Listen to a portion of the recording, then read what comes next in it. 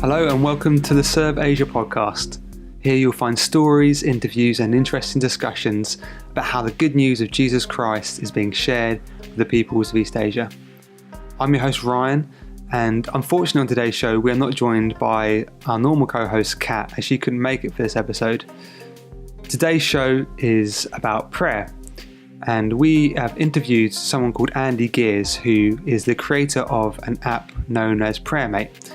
Now, PrayerMate is a wonderful app for helping you get sorted and organised with your prayer life. And although in this show we don't really talk about specifically East Asia, here at OMF we are passionate about prayer, and we see prayer as being the most important thing that you can do to be involved in world mission. And so we see this episode as very relevant to helping you to get involved in world mission. Andy is a great guy, and it was really fun to talk to him, and I hope that today's episode really enthuses you and empowers you to be praying not only for the people and situations directly around you, but also equips you to pray for things that are going on around the world.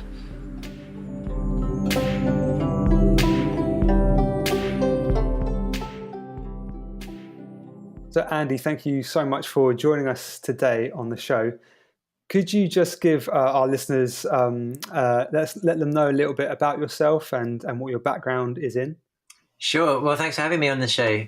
So I'm a software developer by training. So I've worked for about 13 years in all kinds of different industries, like a newspaper company, a movie visual effects company, a tiny little Christian charity, and most recently a food delivery startup. So I've always been interested in that, the sort of software development, that kind of thing. But at the same time, I've also always had an interest in, obviously in the gospel as a Christian, and I've spent a long time exploring whether kind of Christian work might be for me. And so I've always really longed to kind of combine those two things of how can I use my technology skills and serve the gospel at the same time. So I guess the combination of that software development skills and passion for the gospel, that's what's led to this app known as PrayerMate, I guess. Could you just tell our audience about what is this app PrayerMate? What is it for? How does it work? Could you just talk us through it? Sure, yeah. So I started PrayerMate back in 2011. First and foremost, I thought this is an app that I thought I needed for myself. You know, prayer is one of those things that I suspect all Christians know that they find difficult and wish they were better at. I was no exception. I read Don Carson's book, A Call to Spiritual Reformation, as a student. Yeah. And I found that really eye-opening. That kind of ignited my kind of passion for prayer in a way. So I tried having these sort of paper lists of who to pray for, and some people I was praying for every day, some people I was praying for as and when. But I found there were these two big problems. So one was, I mean, it was just hard to sort of always remember, like, who have I actually prayed for recently and where have I got to? And but the second was it often seemed very kind of disconnected from separately. I had all these requests from people saying, please, could you pray, you know, whether it was individuals saying, could you pray about this situation? Or I'd get prayer letters from friends in ministry, or my church would send me a prayer calendar every week. And that seemed totally disconnected from my daily routine of praying through these lists. So I had this idea for an app. I thought, well, what if I could have a sort of digital prayer list that kept track for me of who I'd prayed for recently and who I hadn't. But if at the same time, my vision, I suppose, was that when you come to pray for, I don't know, that missionary from that organization, you could actually see their latest prayer letter right there in front of you, and sort of, make all of those pieces of paper a lot more effective, if you like. That's great. And so you say it started in 2011, did you say? Well, yeah, so it started off very, very simply. I was studying on the Cornhill training course, which is a sort of mini Bible college for Bible teachers, and I was running their IT for them as well. And I had this long Easter holiday, and I said to my prayer group there, I have this idea for an app. I don't know, what do you think I should do? And they said, we think you should do it. So I spent that holiday building this really, really simple prayer list app. And so it's very much a sort of hobby project for a long time. And I just, added to it little by little in my spare time. It kind of got bigger and bigger, and it kind of really took off in about 2014 when I launched an Android version, and the app became a free app, whereas before that I'd been charging a bit of money for it. And London City Mission said they wanted to sponsor it for a few months and for it to go free at that point. And at that point, it really kind of took off. And so for a long time, I've been sort of thinking, I'd love to be able to invest a bit more time in this and really kind of give it some of the investment that I felt like it deserved. So wonderfully, God opened the door for me to do that full time about 2 years ago now, almost this week, I think, 2 years ago. So largely thanks to lots of very generous users and various organizations supporting it, like IMF themselves, I've been able to leave my job that I was doing and work on PrayerMate full time, which has been fantastic. So it's finally beginning to become a lot more like my original vision for it, and been able to build lots of those features that I've been wanting to do for a long time, which has been great. That's wonderful. And from what I understand, it's not something that's only taken off in the UK. It's quite popular in the US as well, isn't it? Yeah, so PrayerMate is used all over the world. I would say about half of my users, half of the people who use it are in the United States. Lots of people in Australia, Canada, other sort of currently mostly English-speaking countries. Although definitely started to get more interest from people in other countries as well, looking to see if we can get the app translated. Great. Yeah, so I think what's been really encouraging is just to see all the feedback coming in from people who've downloaded PrayerMate and tried it. And there's this wonderful spectrum of, you've got people who are pastors who are praying every day anyway, and they've got loads of people they want to pray for, and for them PrayerMate just provides a bit more structure perhaps and helps them keep on top of all that. But at the other end of the spectrum, you've got I get all these lovely reviews from people who say, I just didn't even know where to start with prayer. I always found prayer sort of just beyond me, and PrayerMate has just helped me take those first baby steps. And it's been wonderful to I love reading those kinds of reviews from people, because I guess that's what I'd always longed for in building it, is something I knew I would find it helpful in my prayer life, but obviously it's wonderful to see it being a blessing to others as well. So it's exciting to think. I think it's well over 1 million things get prayed for every month between all the different users, which is every time I sort of read that stat, it just blows me away. God's been very kind in using it, but it's just thrilling to think of what He's doing in response to all of those prayers as well. That's really exciting. And I think just on a personal level, I can testify to how useful it's been for me as well, because one of the things I find with I find it very easy to get overwhelmed by the amount of things I could be praying for. When you think of all the friends and family that you might want to be praying for, and you think, well, I haven't got hours and hours to pray today. But what I love about PrayerMate, it means that you can put them all down in a list, and you know that you will get through those people on a regular cycle. It sort of breaks down that, rather than being one massive group of people, it's just pray maybe for a couple of people a day, and you'll get around to praying for all of them if you keep using it every day. Yeah, and there are a few other prayer apps out there, but I as far as I can tell, one of the fairly unique things about PrayerMate is the way you can create all the lists of all the things you might possibly want to pray for, but then it will give you this small, manageable selection every day of, I don't know, however many you want really, but 5 to 10 things from across your lists, and it aims to give you a spread, so you're not just praying for lots and lots of people in your church, but it will try and make sure you've got one thing from around the world, one thing from your family, one thing from church. And I certainly have found it beneficial to me in sort of broadening my prayer horizons. And it's great that you can get these feeds from people like OMF and other organizations to help you sort of hear a little bit more about what God's doing around the world, and praying for that. Yeah, one of the things that always strikes me is just how being practically organized with things, having a good structure in place means that you can pray more effectively. And I wonder if, like, sometimes we can tend to maybe almost over spiritualize things at times and think that practical organization and prayer don't really go together. But actually, when you have practical organization, it actually helps your prayer life to flourish, doesn't it?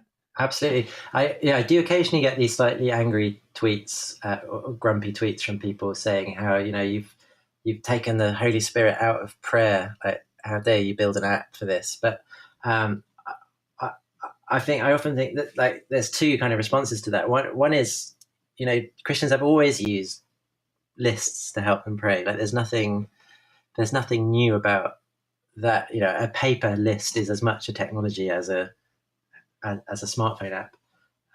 But secondly, time and time again, I get these people getting in touch to talk about how actually the Holy Spirit seems to very much have been at work in the algorithm. And so often people will say, how is it that I open PrayerMate on the day I'm going to meet such and such a friend, and it just happens to have prompted me to pray for that friend before I met them. And I think you're totally right that having some structure, it doesn't it certainly doesn't remove the sort of opportunity for the Spirit to be at work, but exactly, it's a fantastic foundation from which we can then pray as God moves us. And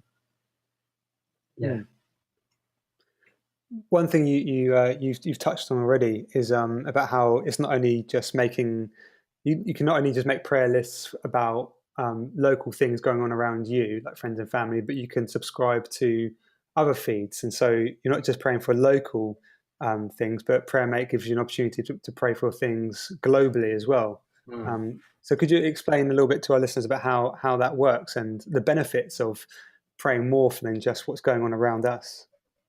Yeah, so one of the things that PrayerMate that you do for some years now is lots of organizations will publish a sort of prayer calendar for their supporters, and I think it's well over 500 organizations now you can subscribe to through the app and get the sort of daily prayer request. The sort of newer functionality we've added is support for kind of secure prayer feeds, which means you can now subscribe to lots of individual missionaries. I know there's lots of OMF missionaries signing up. We've got other organizations getting on board with that as well. So you can have those sort of monthly prayer letters or whatever it is that your mission partners send you, instead of being lost in your overflowing email inbox. They can come directly into PrayerMate, so that you actually read those prayer letters at a point when you're right there ready to pray. I personally find those things brilliant for broadening my prayer horizons, because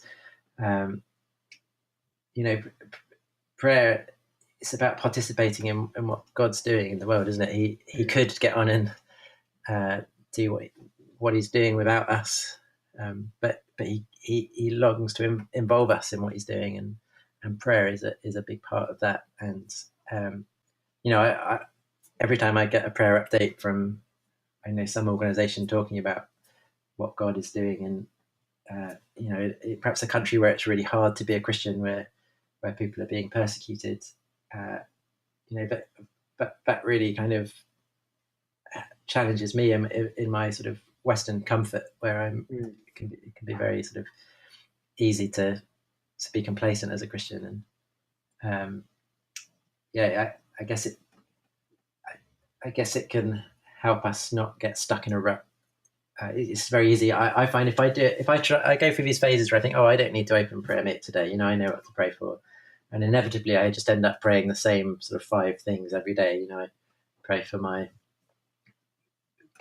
in very general terms for my kids and my job, and whereas one of the things that we try to do at PrayerMate is you can download some suggested prayers for your kids, so you're not just praying in general for my children, but let's pray about their godliness, or that they would learn to love the Bible, or pray that my kids would get excited about mission around the world. And I personally really find that valuable to avoid just getting stuck in a rut. Yeah, absolutely. One thing that as I was thinking about preparing for this episode was about how just thinking about the use of smartphones in general, and how they've got a bit of a reputation for being kind of the things that distract us in our discipleship. Things that can lead us away from following Jesus and being distractions. But what I love about PrayerMate is it's taking smartphones and it's using the functionality to actually help us grow in our discipleship. I just wonder if you've got any reflections on that, about how can we understand smartphones correctly? How can we be wary appropriately? And have you got any tips or tactics that you might have as when it comes to using smartphones in your Christian walk? Yeah, there's a fantastic book about faith and technology called "From the Garden to the City" by John Dyer, which I love, and I've often done a little seminar on technology based on what he says there. And he talks about technology as we often say technology is just a tool, and we think of a tool as something like a shovel, and you sort of think, well, a shovel is sort of neutral.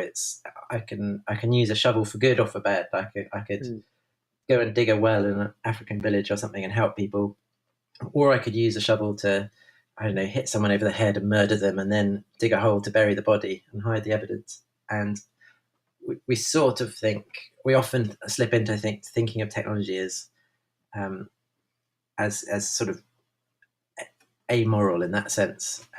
But John Dyer makes this point that it may be amoral, but we mustn't think of it as neutral. Like every technology will inevitably have some effect on us as we use it. So he says with shovel, actually it doesn't matter if you're using a shovel for good or for bad. If you dig enough, you'll start to get blisters on your hands, and if you keep digging day after day, week after week, those blisters will turn to calluses, and that effect on us is sort of independent of what we're doing with it. And I think that's really helpful when you approach things like smartphones or specific kind of technology, websites, perhaps like Twitter or Facebook. All these different technologies have their own kind of culture, their own values and tendencies, and actually, it's if you go on something like Facebook without thinking, it will, like, they're spending a lot of money at Facebook in trying to make you behave in certain ways. They're kind of monitoring what, if we show you these kinds of status updates, will that make you post more or post less? Like they're working tremendously hard behind the scenes to encourage a certain kind of usage. And I think it's naive, I guess, to think, oh, I'm tired, it's the end of the day, I'll just sit on the sofa and fire up Facebook and see what's there. And I think as Christians we do have to be quite proactive in how we're going to use our technology. But yeah, like you say, I think there is this opportunity to redeem this technology, to use it for the gospel. Like I know lots of people who have perhaps they like the fact that Facebook Messenger lets you keep in touch with people, but they don't like what Facebook itself is doing to them. So why not consider keeping Messenger but uninstalling Facebook? Or personally, I love Facebook. I enjoy it as much as the next person. But my top tip, I think, definitely is like all Christians, I think, need to take some time out to take control of the notifications that they're getting from their smartphones, or or whatever. So, you don't have to be bombarded by pings every time you get a new email or a new Facebook message or whatever. Most smartphones, Apple ones certainly, you can have quite fine-grained control over exactly what notifications each app is allowed to show you. And I've turned off, you get those little numbers in the corner of an app on your home screen. So, there's 26 unread Facebook messages, and my brain just latches onto those and thinks, oh gosh, I wonder what they are. I must open Facebook and find out. Or perhaps I'm a completionist. I want to get the number down to 0. And I've learned that about myself. I find those numbers really unhelpful. So on an iPhone, you can just go into your iPhone settings, notifications, and you can turn off that number for any given app. And personally, I found that has really helped me in being more intentional about, like, okay, I will choose when I'm going to launch Facebook. Yeah, I'm not going to let them sort of entice me in with their little red numbers. That's some really great tips there, Andy. And I love that what you're saying about being intentional about you don't just come to your phone and just use it, and without really thinking about what it might be doing to you or how it might be changing your habits. That's a great challenge to all of us, I think, to just be more intentional about how our technology might be shaping us and how we can use it and wield it for our good and also for the sake of the gospel.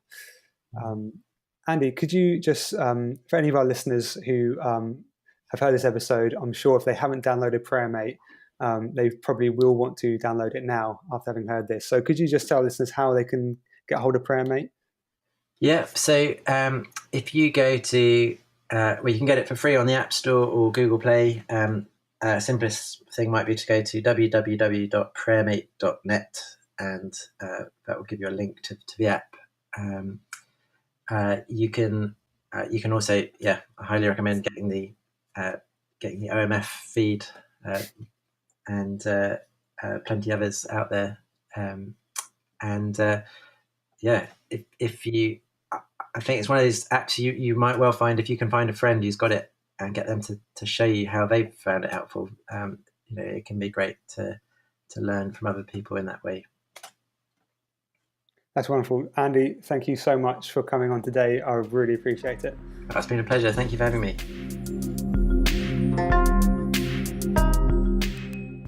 We hope you've enjoyed listening to this episode of the Serve Asia podcast.